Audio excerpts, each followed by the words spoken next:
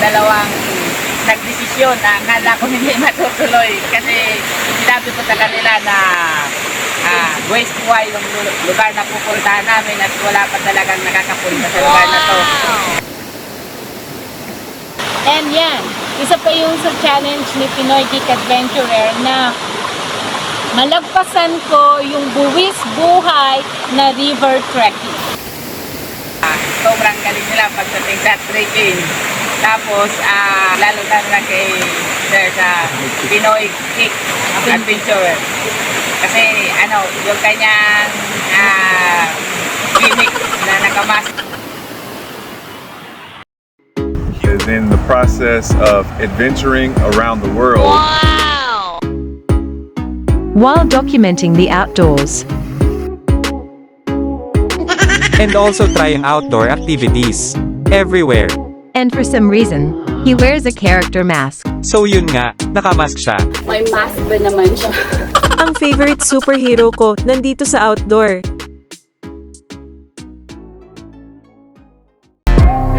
Wow!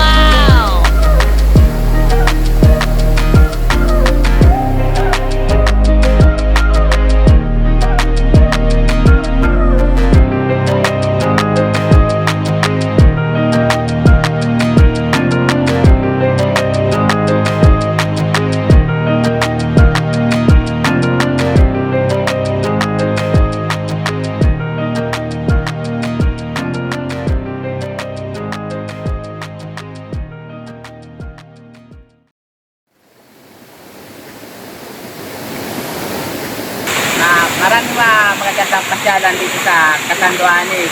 Mayroon dito nga tinatawag na Youth Highland, tapos Pinurong Point, tapos yung Youth Highland sa bayan ng Pandan, tapos yung surfing naman sa bayan ng Baras. Dito tayo ngayon sa Totoo Falls. Sa Totoo Falls, sa pangalawa sa pinakang mataas na waterfalls dito sa Catanduanes. Matatagpuan ito sa barangay sa Tuyon, Caramulan. Ito yung tinatawag nila na pusod ng Catanduanes kasi bihira lang dito mapuntahan. Ang nakakarating lang dito yung mga lokal na makagaya sa amin. Kaya gusto namin i-promote yung lugar namin para mapakita sa buong mundo kung gaano kaganda ang mga natatagong paraiso dito sa Catanduanes.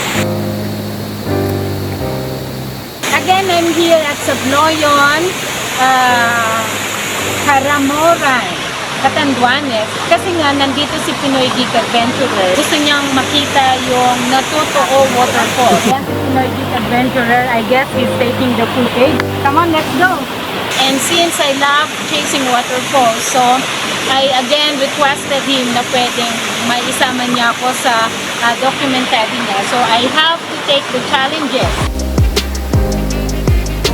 Kasi tumawag sa akin si Sergino, sabi niya, punta daw kami dito, meron daw darating. Yun niya, si Sergino saka si Ma'am Pia, pumunta dito, pinamahan ko sila.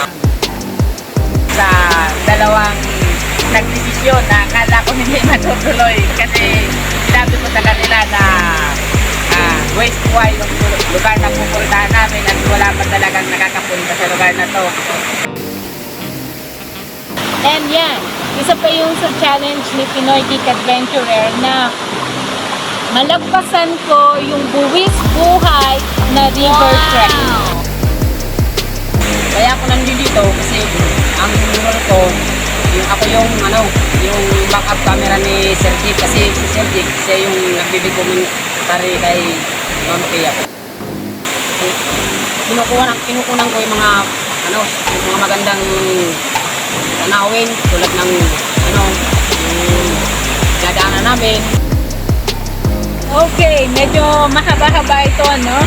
Okay, so ganito actually yan. Nung marinig ko na there is a Totoo waterfalls here in Caramoran, medyo na-amaze agad ako and nagtaka, no? Talaga bang Natotoo waterfall ang pangalan niya? Bago tayo makarating dito sa Natotoo Falls, dadaan muna tayo sa mga mabatuhan.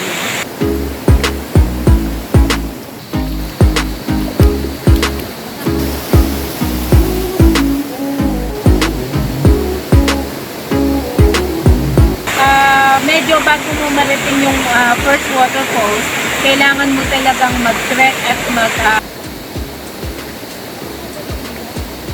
Tapos, river crossing.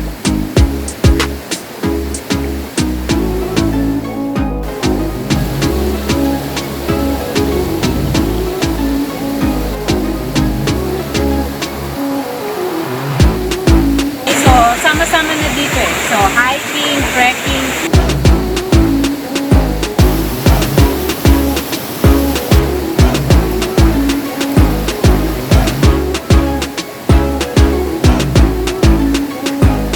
Tapos mayroon kang tinatawag na rock climbing.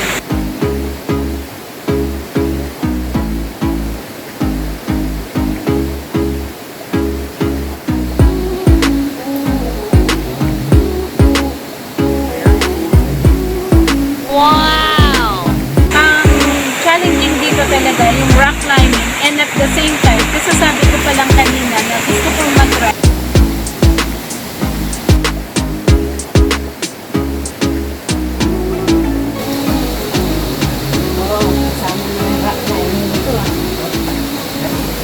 Ayan.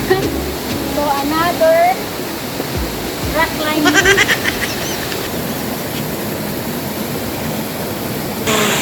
Mahirap na daan. Saka yung mga matirik na lugar.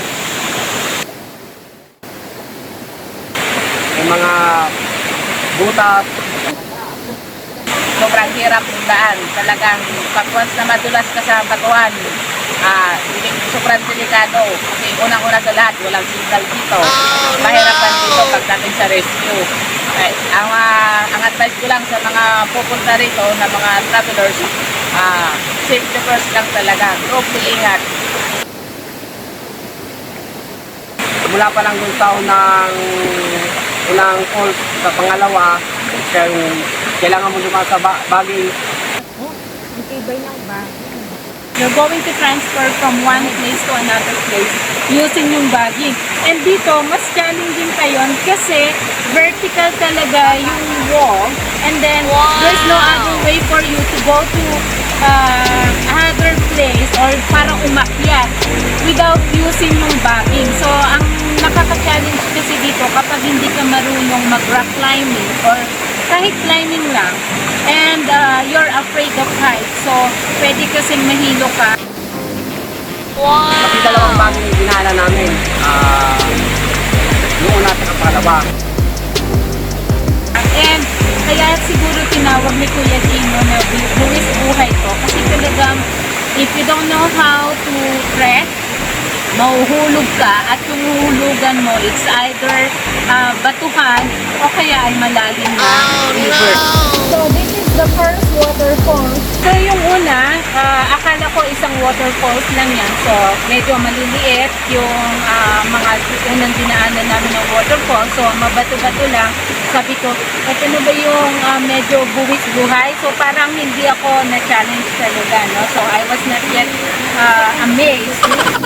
So, sige, yung pangalawang waterfalls, medyo nasa highest level na rin yung pagka-challenge sa kanya.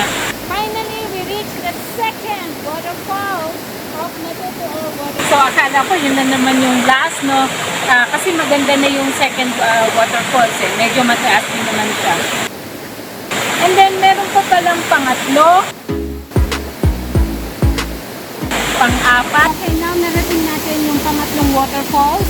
And then, sa likod ko, ito yung pang-apat na waterfalls ng Natutuo Waterfalls. So, kung makikita niya, napakalalim yung pagbabaksakan.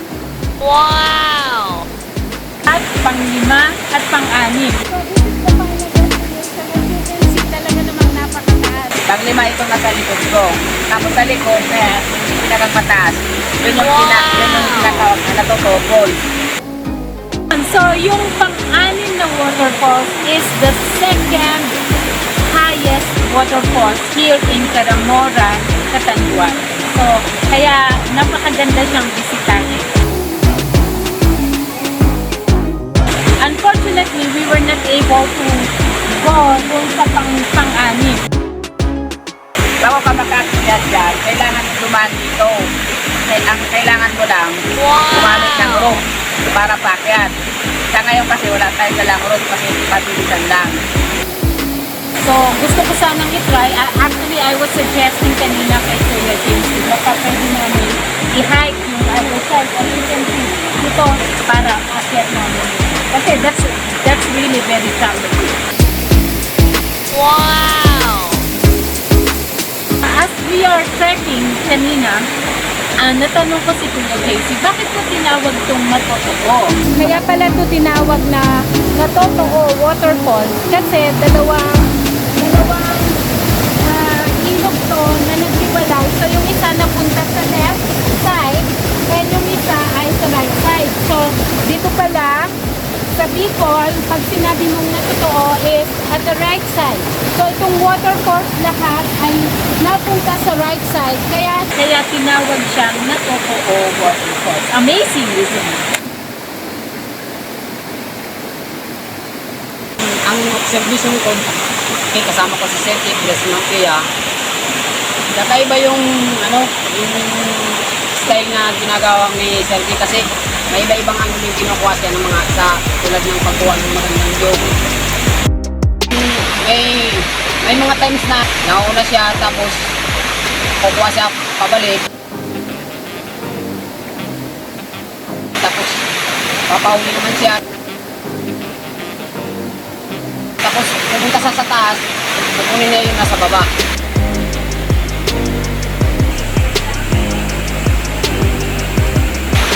Ako naman, nasa ulian ako.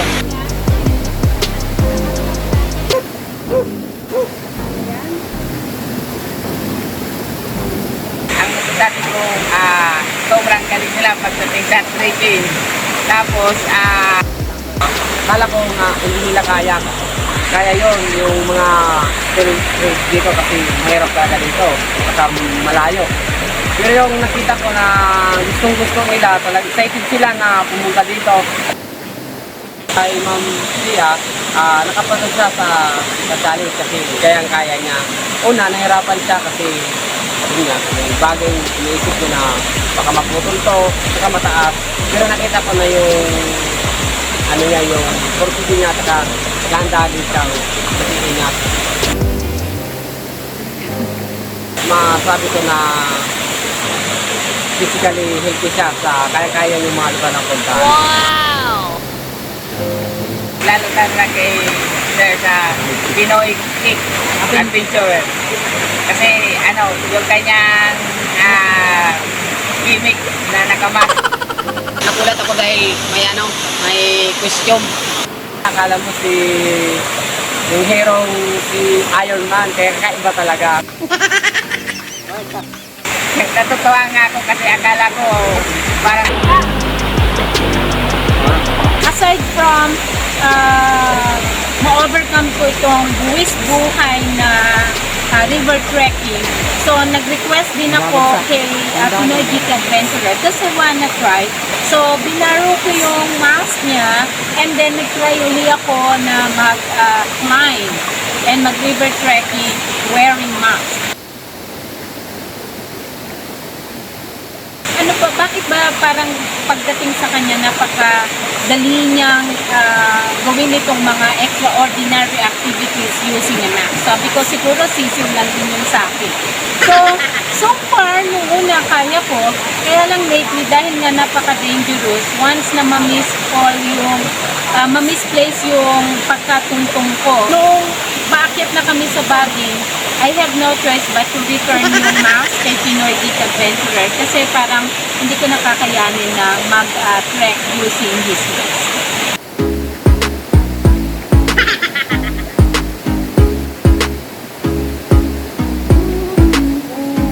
But it's really very adventurous and I love adventure. Andito na lahat, rock climbing, malatarsan na transporting, no? So because you have to use the bagging or the rope. And then canyoneering, and then of course swim. This is the one na hindi ko pa talaga na to swim and to dive sa ocean.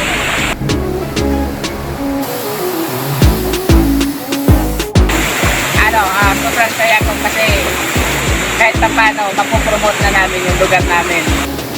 Kung gusto nyo makarating dito sa Natuto Falls, dito sa Barangay Tobloyon, wag na kayong libre pa, pumunta lang kayo dito at handa namin kayo samahan. Salamat.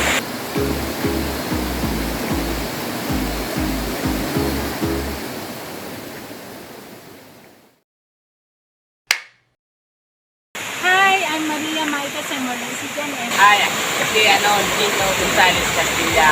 Ako pala si Jovin Presentasyon. Ako nga pala si Andy Sordan. Ang mga ginagawa ko, ang habit ko ay gusto ko umakyat sa bundok. yung mga hobbies ko, unang-una, I love rock climbing. And then, second, mahilig akong mag-chase ng mga waterfall. Ang habits ko, adventurous talaga ako. Mahilig ako mag-explore. Ang habit ko po ay isa din po akong TikToker. Maybe you are wondering, sino ba si Pinoy Geek Adventurer? So, he just visited Philippines para ma-explore, no? Mag-circumnavigate here sa Pilipinas, sa mga island ng Pilipinas. Okay? And I'm really lucky. Siguro talagang friends na kami. Anyway, I hope that I'm able to overcome yung kanyang challenge dito sa buhay na river trekking. Ayan so sa mga mountaineers, isa ito sa advocacy natin na whenever you see trashes on the mountain, so we have to pick it up kasi para naman ma-preserve natin yung nature.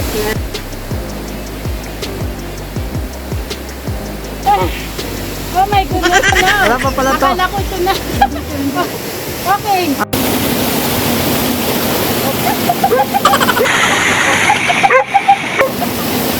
Take it.